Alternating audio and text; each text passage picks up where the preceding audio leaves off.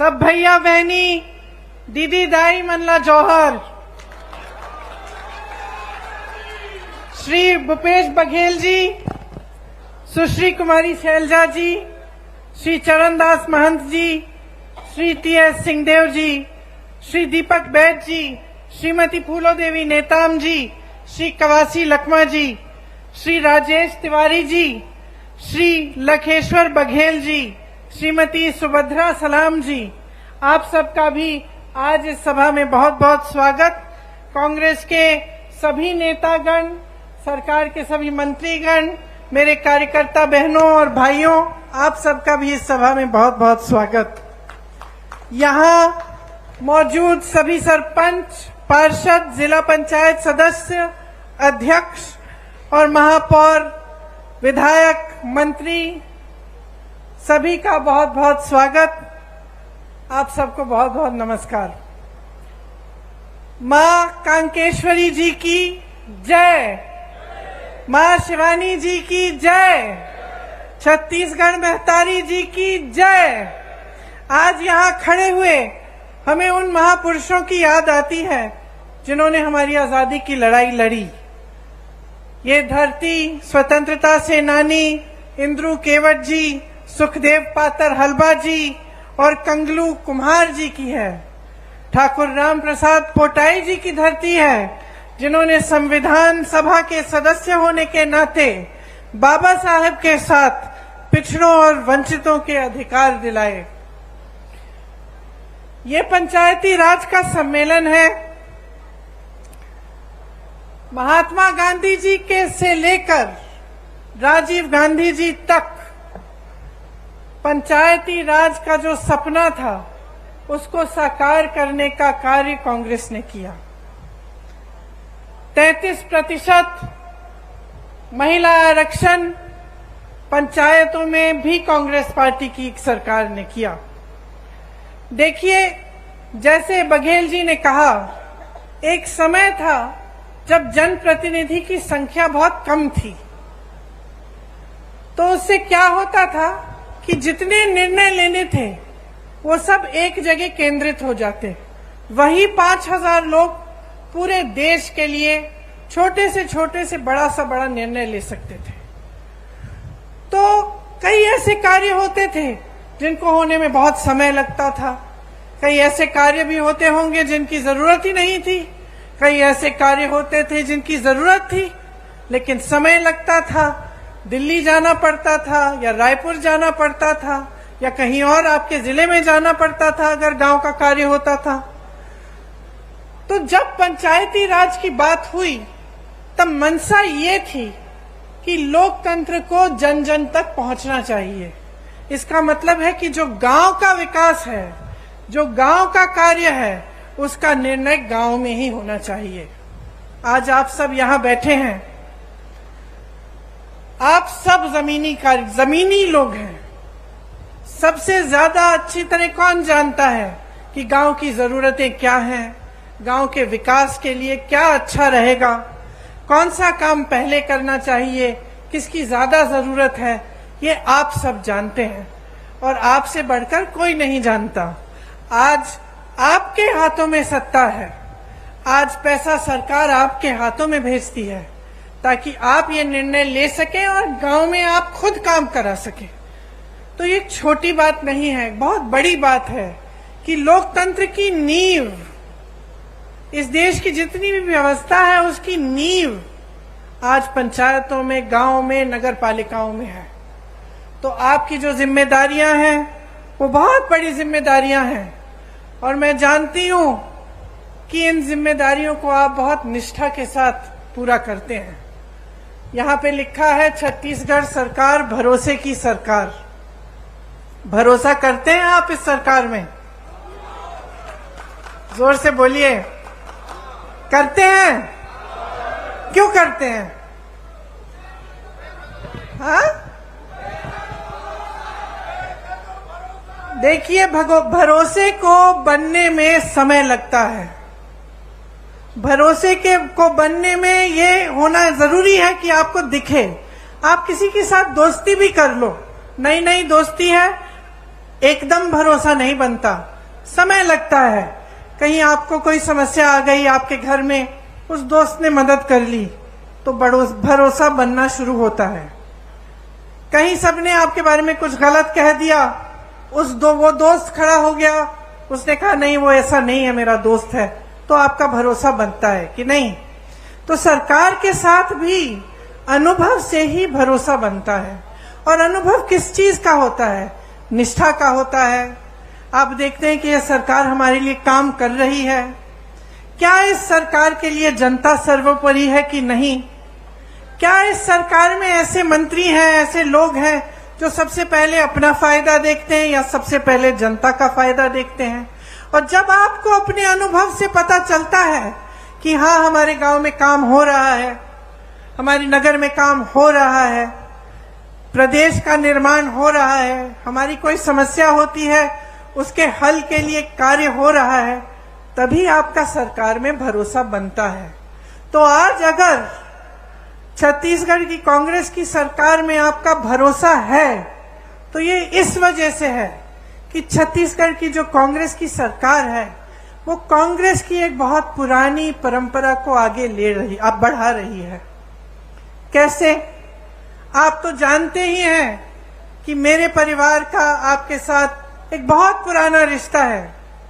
पंडित जवाहरलाल नेहरू जी यहाँ स्वतंत्रता संग्राम के दौरान आए, उसके बाद भी वो पूरे प्रदेश के कोने कोने तक उन्होंने दौरा किया, आपके पास आए, आपकी समस्याओं को समझा। इंदिरा जी 1972 में बस्तर में आई थी, शायद आपने भी एक फोटो देखी हुई होगी जिसमें वो नाच रही हैं कुछ आदिवासी बहनों के साथ। तो आपको याद है कि मेरे पिता और मेरी माता जी भी काफी बार बस्तर आए, आपके घरों में गए, गांव में गए, आपकी समस्याओं को समझने की उन्होंने कोशिश की। और सिर्फ मेरे परिवार के सदस्यों ने नहीं, लेकिन कांग्रेस के जितने भी नेता रहे उन्होंने हमेशा ये प्रयास किया कि आपको समझें, आपकी समस्याओं को समझें और गहरी तरह से उनको सुलझाने की कोशिश करें। इसीलिए आपका भरोसा, आपका रिश्ता मेरे परिवार के सदस्यों से बना, कांग्रेस पार्टी से बना और आज कांग्रेस की सरकार से बना है। आपको पता नहीं होगा शायद कि जब मेरी दादी इंदिरा जी यहाँ आई थी तब स्वामी आत्मानंद जी से उन्होंने कहा था कि हम यहाँ का विकास कराएंगे और यहाँ के बच्चों को शिक्षित कराएंगे। तो आप ये इस बात का मिसाल कि कांग्रेस पार्टी की पुरानी परंपरा को आज कायम रखने का काम हमारी सरकार कर रही है, यही मिसाल है कि इंदिरा जी ने उस समय कहा था, भूपेश बघेल जी आज कर रहे हैं। स्वामी आत्मानंद जी के नाम से जिले जिले में नए विद्यालय खोले हैं। यहाँ मैं स्टॉल में गई तो मैं कुछ बच्चों से मिली, कितना गर्व होता है, मुझे गर्व होता है, आपको तो और भी गर्व होता होगा कि यहाँ के बच्चे पढ़ाई कर रहे हैं, आगे बढ़ रहे हैं। किसी ने नीट की परीक्षा पास की है, किसी ने जी की परीक्षा पास की है। तो आपको कितना गर्व होगा कि आज जो आपके प्रदेश में सरकार है वो आपको आगे बढ़ाने का काम कर रही है। आज बस्तर एक अंतरराष्ट्रीय नाम बन गया है, ब्रांड बन गया है। यहाँ एक मॉडल बना है मिलेट प्रोसेसिंग प्लांट का।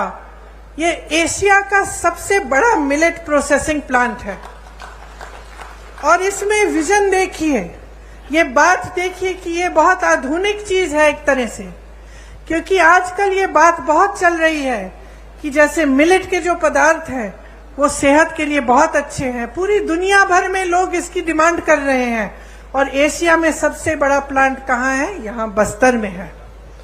कोदो, कुटकी, रागी और ज्वार की खेती यहाँ पे किसानों की आय बढ़ा रही है।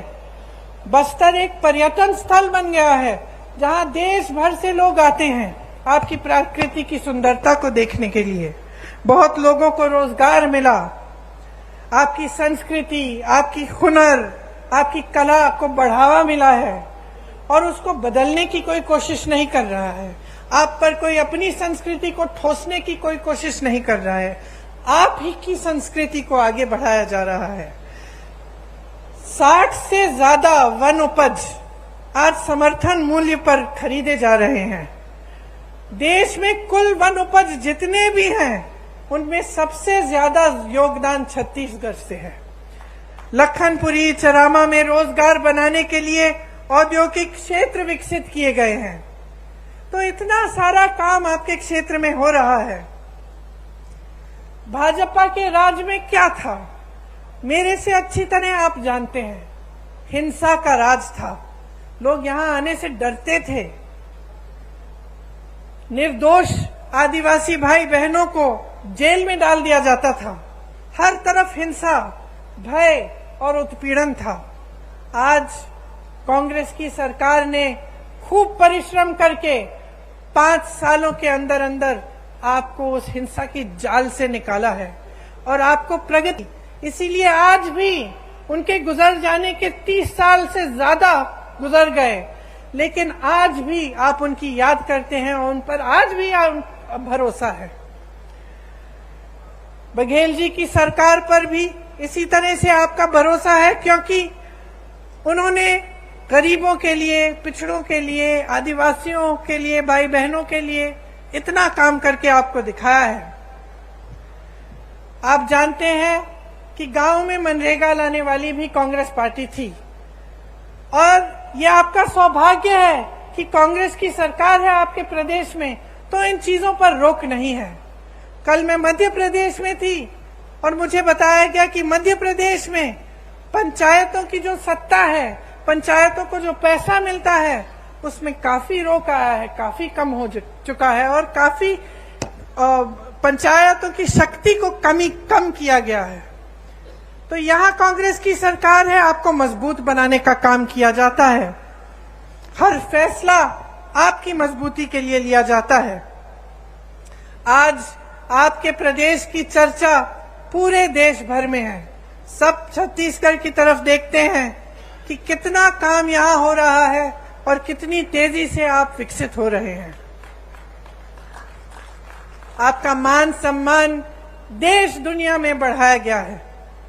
सबसे बड़ी खुशी की बात यह है कि यहाँ विकास हर गांव में हो रहा है, किसान मजबूत हो रहा है, यहाँ का किसान खुश है। बाकी प्रदेशों में हम जाते हैं तो दुखी हैं किसान, त्रस्त हैं, परेशान हैं। यहाँ आते हैं तो किसान खुश हैं। और जितने भी ये कार्य हो रहे हैं, सबसे बड़ी बात तो ये है और खुशी की बात ये है कि ये स्थानीय निकायों के माध्यम से लागू हो रहे हैं। इसमें धरातल और लोकतंत्र मजबूत हो रहा है। आम जनता के हाथों में शक्ति दी जा रही है और सत्ता आपके हाथों में रहेगी। जबकि पूरे देश भर में जहां जहां भाजपा की सरकारें हैं, वहां ऐसा नहीं है। वहां पंचायतों का वित्तीय अधिकार भी कम हो रहा है।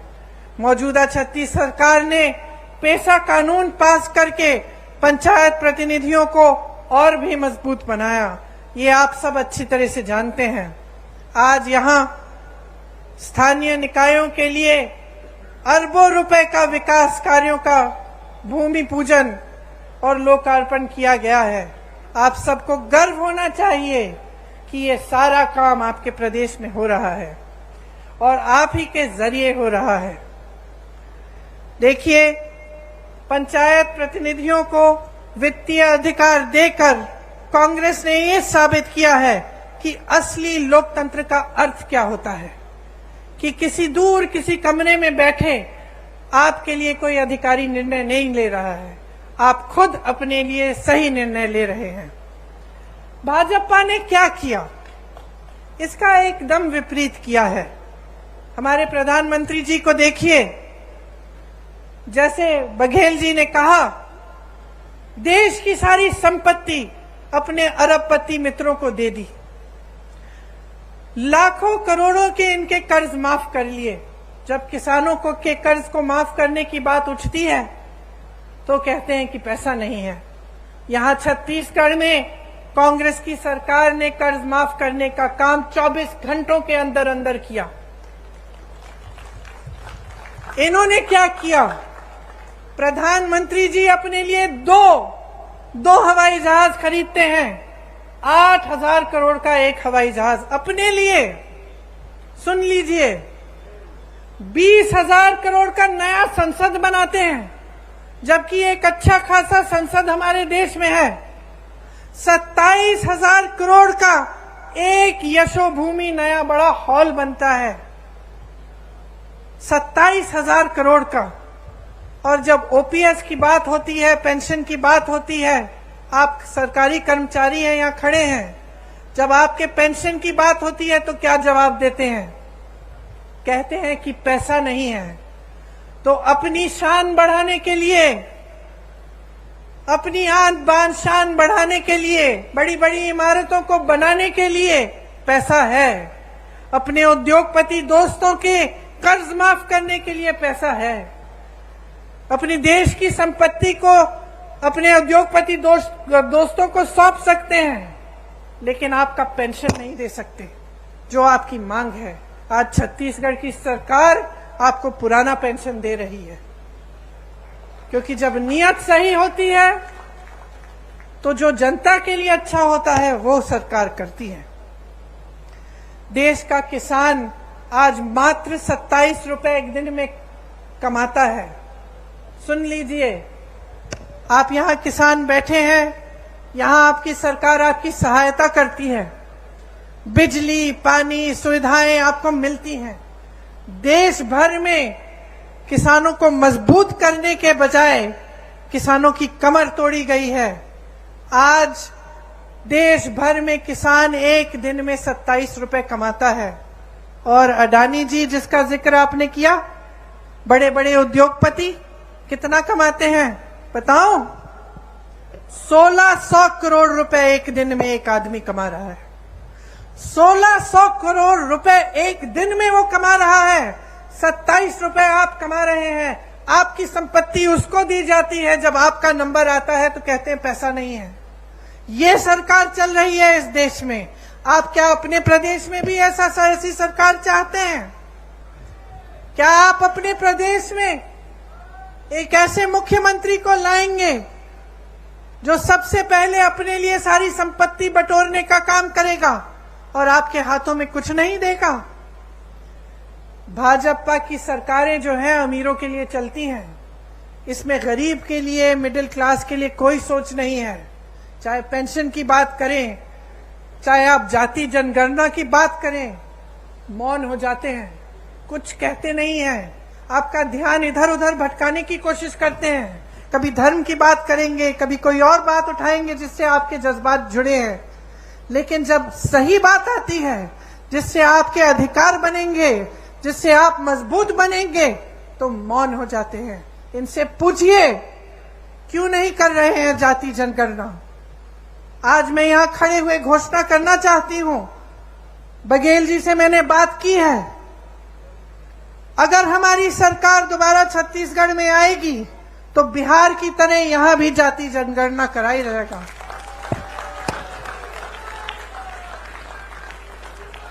बिहार में आपने देखा है, बिहार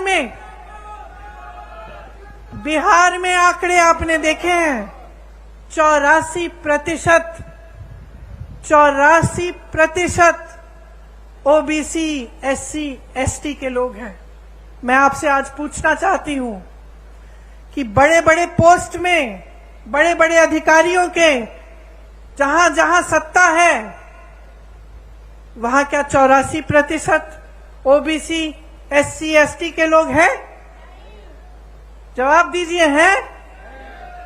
क्या उनका अधिकार नहीं है? तो जाति जनगणना क्यों नहीं हो सकती? होनी चाहिए। देखिए, जब आपकी काम की बात होती है, ये लोग मौन हो जाते हैं, या फिर जैसे मैंने कहा, आपका ध्यान कहीं और भटकाने की कोशिश करते हैं। इन्होंने जितनी महंगाई इस देश में बढ़ाई है, वो मेरी बहनें जो यहां बैठी हैं वो बहुत अच्छी तरह समझती हैं, क्योंकि पूरे समाज परिवार का बोझ उठाती हैं। आप चाहती हैं कि आपके बच्चे बड़े हों, पढ़े लिखें। जब आप स्कूल की फीस भरने जाती हैं कितनी मुश्किल होती है आपके लिए, जब आपको उनकी वर्दी खरीदनी पड़ती है, उनकी किताबें खरीदनी पड़ती हैं, उनके लिए कोई नए कपड़े लेने पड़ते हैं, जूते लेने पड़ते हैं, सब पे जीएसटी टैक्स लग जाता है। सब पे केंद्र सरकार ने टैक्स लगाया है और उसका दाम बढ़ा दिया है। टैक्स आप दे रहे हैं और मौज उनके उद्योगपति दोस्त कर रहे हैं। हर चीज पे टैक्स लग रहा है, कपड़ों पे, बर्तनों पे। जो आप जाके आप सब्जियां खरीदते हैं वो भी महंगी हो गई हैं, तेल महंगी हो गई है। गैस के सिलेंडर को देखिए, इनका कहना है कि हम राशन आपको मुफ्त दे रहे हैं, लेकिन मैं इनकी राज बताती हूं आपको। आज कांग्रेस की सरकार में आपको 60 रुपए का राशन मिलता था कि नहीं मिलता था? आपको याद है? आपको 60 रुपए देने पड़ते थे, आपको राशन मिलता था। उस समय किसी को याद है कि सिलेंडर का क्या दाम था? 425 रुपए था। 425 रुपए का सिलेंडर था, 60 रुपए का आपको राशन मिलता था। तो 485 रुपए में आपको राशन भी मिल जाता था, आपको सिलेंडर भी मिल जाता था। ये सही है कि नहीं बहने? सही है। अब इन्होंने कह दिया कि हम राशन मुफ्त दे रहे हैं, बहुत अच्छा। सिलेंडर कितने का दे रहे हैं? 1125 रुपए से 1200 रुपए में। समझ रहे हैं आप कि आपके साथ कितना बड़ा धोखा हो रहा है? आपको कहा जा रहा है कि आपको राशन मुफ्त मिल रहा है, लेकिन जितना राशन का दाम पहली सरकार को आप जितना राशन के लिए देते थे उससे कहीं ज्यादा सिलेंडर का है। तो जहां आपको 485 रुपए में दोनों चीजें मिल जाती थी, आज 1125 रुपए में एक सिलेंडर मिल रहा है। कौन खरीदेगा? अरे इनके उद्योगपति दोस्त आपके घर आके आपके लिए सिलेंडर खरीदेंगे? जहां जहां रोजगार का मौका था इन्होंने खत्म कर दिया। नौकरियां मिलती थी, रोजगार मिलता था पीएसयू से। इसीलिए पंडित जवाहरलाल नेहरू का जो नजरिया था उस समय कि बड़े बड़े पीएसयू बनाए ताकि जनता को रोजगार मिले, आज वो पीएसयू बिक गए हैं, निजी बन गए हैं। उसमें ना आरक्षण मिलेगा और ना रोजगार मिलेगा। आपको खेती किसानी से रोजगार मिलते थे और पूरे देश भर में किसान को इतना कमजोर बना दिया है कि वो बेचारा कमा नहीं पा रहा है। डीजल में जीएसटी, पेट्रोल में जीएसटी, खाद महंगी, सब चीज महंगा, गुजारा नहीं हो रहा किसानों का। और तीसरी जगह जहां से रोजगार बनते थे, छोटे छोटे उद्योग, जैसे आप दुकान, छोटी राशन की दुकानें, छोटे उद्योग जो हर जगह, हर जिले में, हर छोटे छोटे शहर में होते थे, नोटबंदी को लेकर, जीएसटी को लेकर वो भी बंद हो रहे हैं सारे। तो रोजगार देंगे कहां से ये लोग? इनको कोई दिलचस्पी नहीं है आपकी भलाई में।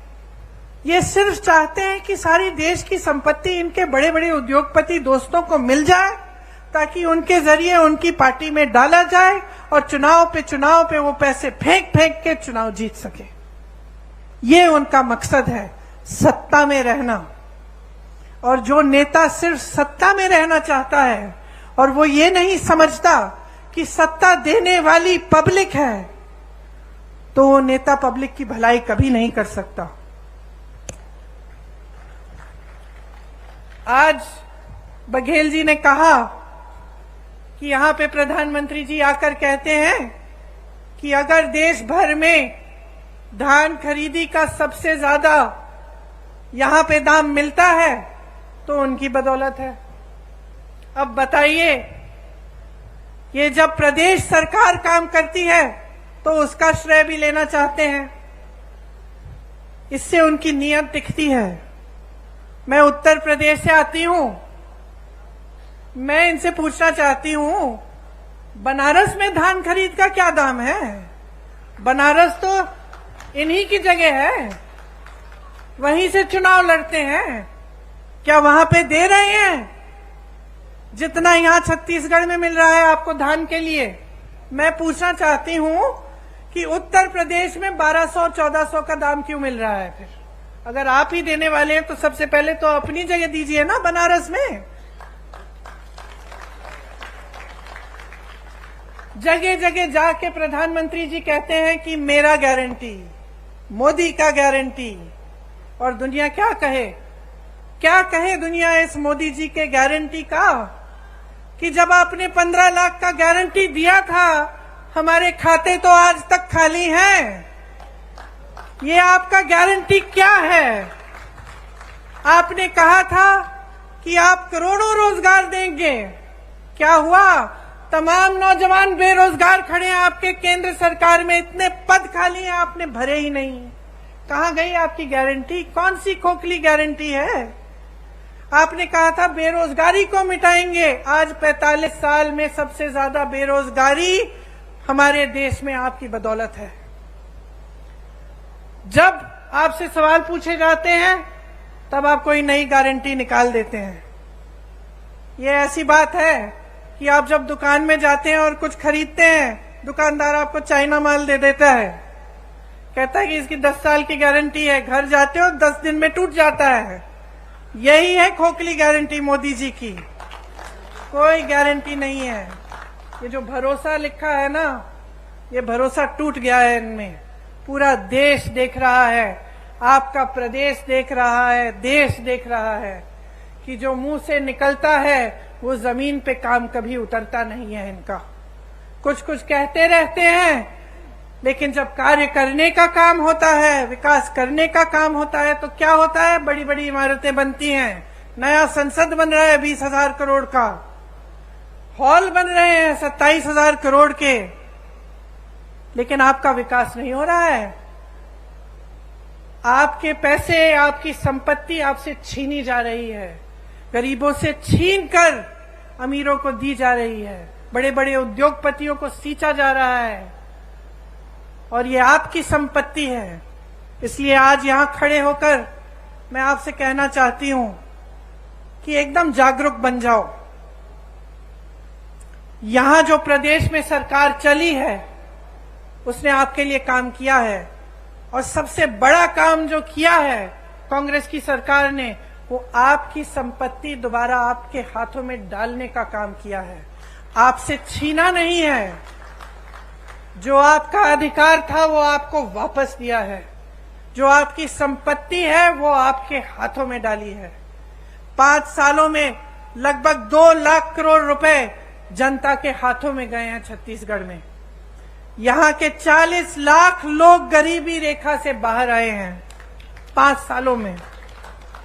गढ़बो नवा छत्तीसगढ़ के नारे के साथ किसानों, गरीबों, आदिवासियों और छत्तीसगढ़ महतारी को मजबूत करने के लिए योजनाएं बनी हैं। गोठान समितियों से लाखों को रोजगार मिला है। यहां आप भी जब खत्म करेंगे जाके देखिए, गर्व होता है इस काम को देखकर। जहां जितने भी उत्तर भारत में इतनी बड़ी समस्या बन गई है आवारा पशुओं की, उत्तर प्रदेश की हूं, मैंने आपसे कहा, वहां आप देखिए, जहां देखेंगे वहां आवारा पशु खेती खा रही है। महिलाएं परेशान हैं, रात भर उनके पतियों को खेती में बैठना पड़ता है, निगरानी करनी पड़ती है, और दिन भर वो जाती हैं कि किसी न किसी तरह से खेती बच जाए। लेकिन सरकार ने इस समस्या को हल करने के लिए कुछ नहीं किया। यहां छत्तीसगढ़ में मैं गर्व से कहना चाहती हूं कि जो गोठान योजना है उससे ये समस्या हल भी हुई है, और इससे आपकी प्रगति भी हुई है, और आपको रोजगार मिले हैं, आपकी कमाई हुई है। वहां खड़ी हुई मेरी बहनें खुशी से खिलखिला रही हैं। मैंने जब उनसे पूछा खुश हो, मुस्कुरा के कहीं खुश हैं। कितना कमाया है? हमारे समूह ने 1 लाख कमाया है। गर्व से कह रही हैं। अब इनको कौन दबाएगा? आगे बढ़ना शुरू हो गया है, विकसित होना शुरू हो गया है। तो यही चाहते हैं आप प्रदेश की सरकार से। खेती में देखिए, जैसे मैंने कहा, देश भर में किसान त्रस्त है, परेशान है, लेकिन यहाँ पे किसान खुश क्यों है? उसका कर्ज माफ किया गया, उसको सुविधाएं दी गई, धान के खरीद के जो दाम है सबसे ज्यादा है, तो खुश क्यों नहीं होगा? ये एकमात्र प्रदेश है पूरे देश में जहां लोग किसानी का काम करना चाह रहे हैं, नए रोजगार बन रहे हैं इसके द्वारा। जैसे मैंने पहले कहा, आपकी जो उपज है, गन्ना, मक्का, कोदो, कुटकी, रागी, तिलहन, इन सब की किसानी के लिए आपको अतिरिक्त लाभ मिलता है। गाय, गांव, गोठान द्वारा किसानों की मदद हो रही है। प्रदेश में जितना संसाधन है, जितना धन है, सारा किसान, महिलाओं, आदिवासियों और दलितों के हाथों में दिया जा रहा है, आपके हाथों में वापस दिया। भूमिहीन कृषि मजदूरों को सालाना गोबर की खरीद अब तक 425 करोड़ का भुगतान इसमें हुआ है। आप सोचिए कितना लाभ हो रहा है आपका। इसीलिए जब आप भाजपा के प्रदेशों को देखते हैं, ध्यान से इनका आकलन करिए, ध्यान से देखिए, क्या ये सब स्कीम, ये सब सरकार की जो बातें हैं, जो काम कर रहे हैं, वो क्या उधर भी हो रहा है? और आपको पता, सच्चाई पता चल जाएगी। चाहे आप मेरी बातों पे ना जाएं, हमारे नेताओं की बातों पे ना जाएं, क्योंकि हम कांग्रेस पार्टी के हैं, हम कांग्रेस के पक्ष में बोलेंगे।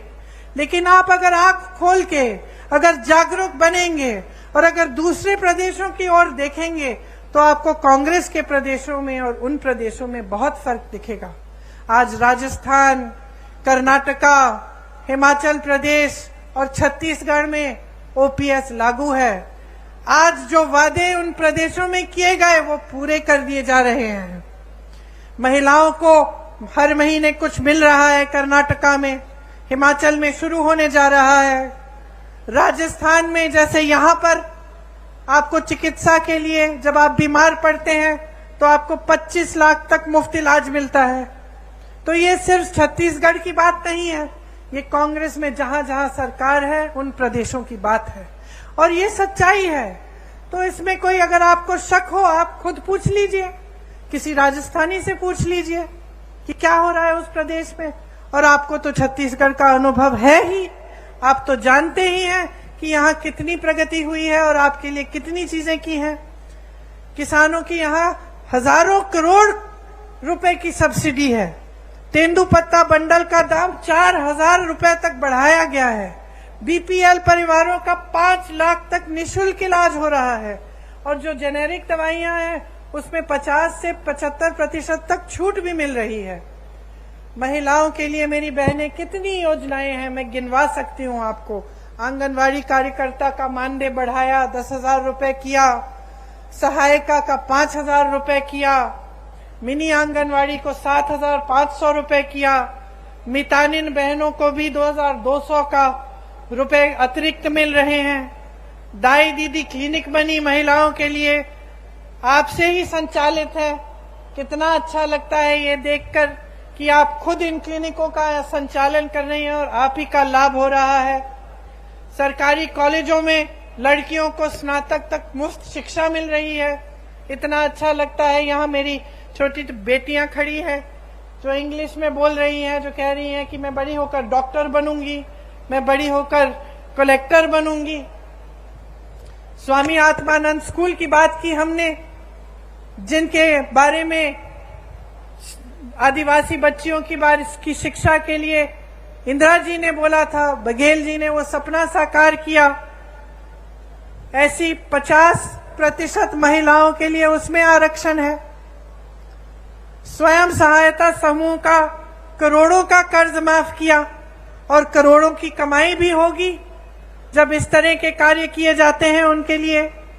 तो इस तरह की तमाम स्कीमें हैं जो सिर्फ आपके लिए, आपके हाथों में सत्ता, आपके हाथों में आपकी संपत्ति देने के लिए बनाई जा रही हैं। मैं गर्व से आज एक और घोषणा करना चाहती हूं कि अगर हमारी सरकार फिर से प्रदेश में आएगी तो 10 लाख आवास गरीबों को दिए जाएंगे।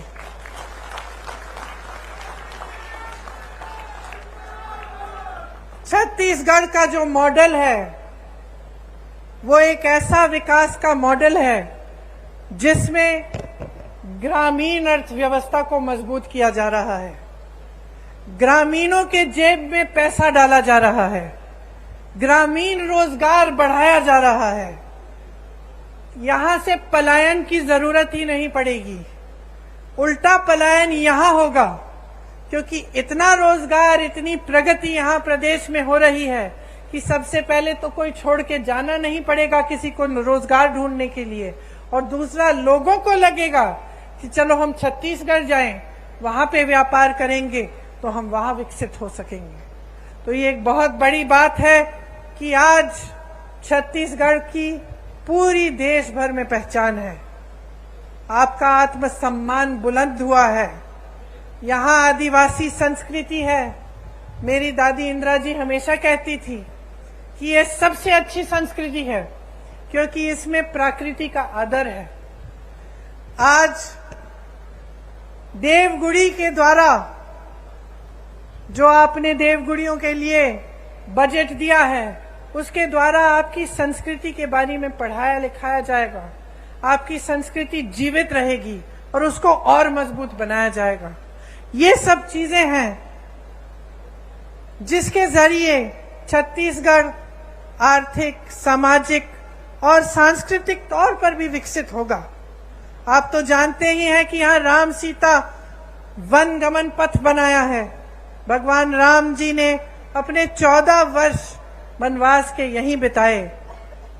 जहां जहां भगवान राम जी और मां सीता जी के चरण पड़े, उनमें से 75 स्थलों की पहचान करके उनको पर्यटन तीर्थों के रूप में विकसित किया जा रहा है।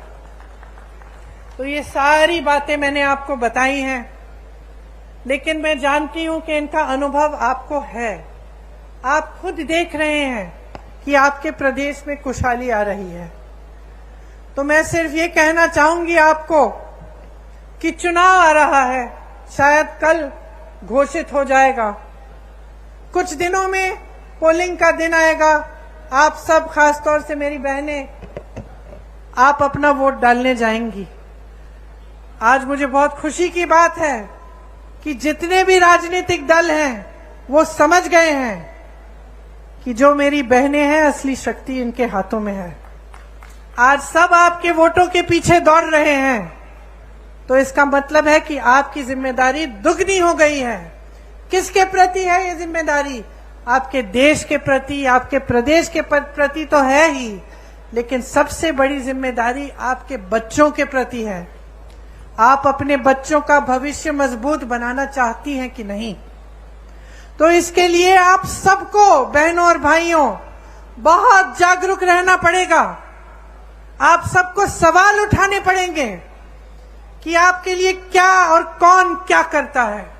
और जब आपको दिख रहा है कि छत्तीसगढ़ विकसित हो रहा है, जब आपको भरोसा है छत्तीसगढ़ की कांग्रेस की सरकार में, तो 5 साल और इस सरकार को मौका दो, ताकि आपका प्रदेश और भी मजबूत बने, और भी आगे बढ़े, और पूरा देश आपकी तरफ देखे कि ये मिसाल है। प्रदेश ऐसे चलना चाहिए, ऐसे विकसित होना चाहिए, और जो सरकार काम करती है इसी तरह से सरकार को काम करना चाहिए। इसलिए आज यहां खड़े हुए मैं आपसे कहती हूं कि आप अपने अनुभव पे उतरो, आप जागरूक बनो, आपका अपना कर्तव्य पूरा करो, अपने ही प्रति, अपने ही बच्चों परिवारों के प्रति, अपने भविष्य के प्रति, अपने प्रदेश और देश के प्रति। और जब आप जागरूक बनेंगे तो ये स्पष्ट है कि आप कांग्रेस को ही वोट देंगे। क्यों? आप अंदर जानते हैं कि कांग्रेस के ने आपके लिए दिन रात एक करके काम करके दिखाया है। आप सबने बहुत ध्यान से मेरी बातों को सुना। आज गर्मी भी है काफी। मेरी बहनों को मैंने पैदल चलते हुए देखा जब यहाँ आ रही थी, तो मैं दिल से आपको धन्यवाद देना चाहती हूँ कि आप यहाँ आए और आपने मेरी बातें इतनी ध्यान से सुनी। एक बार मेरे साथ कहिए, छत्तीसगढ़ महतारी की, छत्तीसगढ़ महतारी की, छत्तीसगढ़ महतारी की जय हिंद।